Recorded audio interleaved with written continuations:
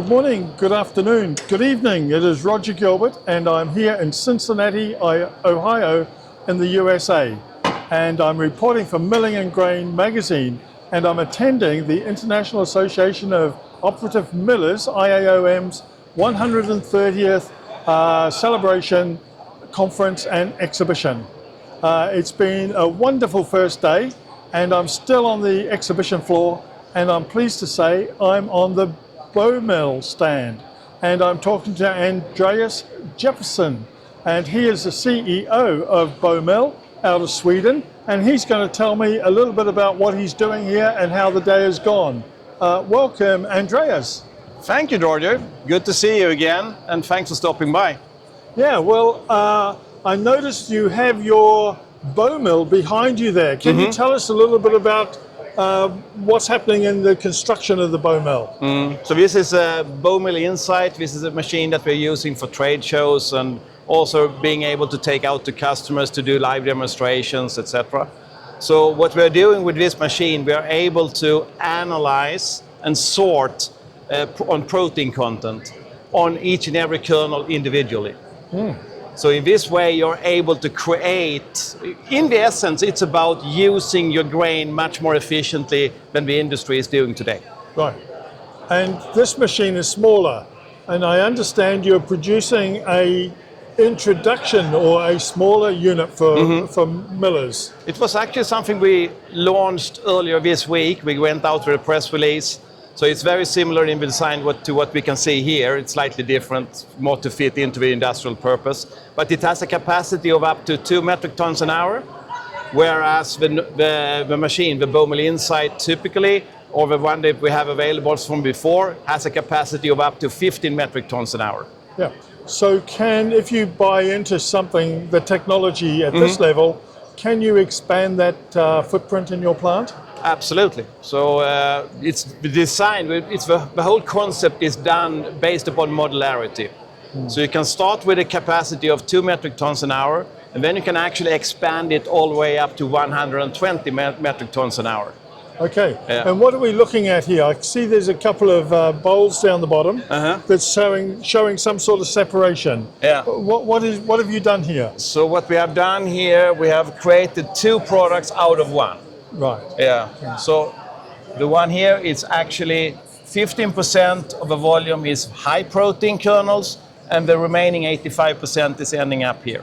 Yeah. Yeah. And that's the interesting point, and really why we're having this opportunity. Does this give millers an advantage in separating grain in this way? Definitely. Because, I mean, we all know that the big part of producing flour is coming from the cost of procuring the wheat. I mean, here you have an ability to use your grain or your wheat much more efficiently. By actually, you take you have your wheat available, what you have in your silos, you're able to actually create 2 new products out of that. Right. Yeah. So this is a great example how to develop or produce specialty products, for example. And what sort of opportunities do you think that opens up? For the flour mills? Yeah. Yeah, definitely. In the end, it's about increasing the profitability and make the sourcing and the procurement much more effective.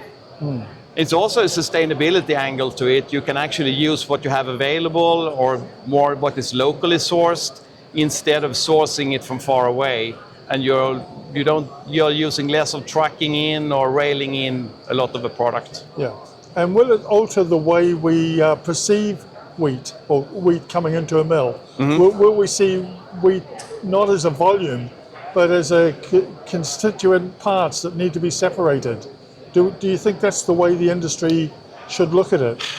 There is opening up opportunities for smarter sourcing, I would say. Because very often you could, by using the technology, you could source find qualities that is of less cost, and then you can upgrade it to something that's better. Yeah. And will that provide us with opportunities to make different products? Definitely so. You could, in the end, it's about optimizing your flour recipe or the blend that you use in the end to produce your flour. Yeah. And how has the response been to this concept of dividing an incoming wheat into different constituent parts, like higher or lower protein? What's the response been? It's been really good, actually.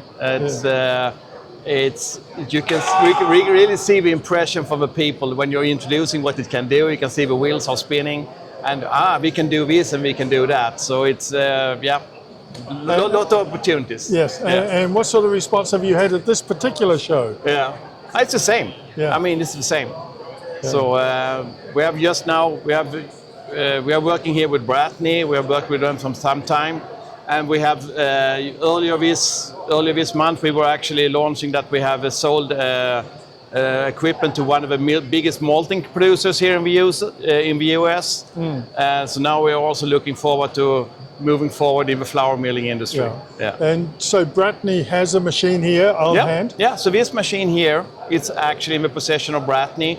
So they are based in Des Moines, Iowa. So they are able to either receive samples to do sortings or take the machine out to potential customers to run live demonstrations. And it's good to see this technology is being taken up by the industry. I think there's an advance that we need to be looking at in the future. And it's good to have this machine. The smaller machine on display here at the show. But Andreas, thank you very much for spending time with us. All the best over the next half day. Okay, tomorrow. Thank you so much, Roger. Thank you. Thank you, appreciate it.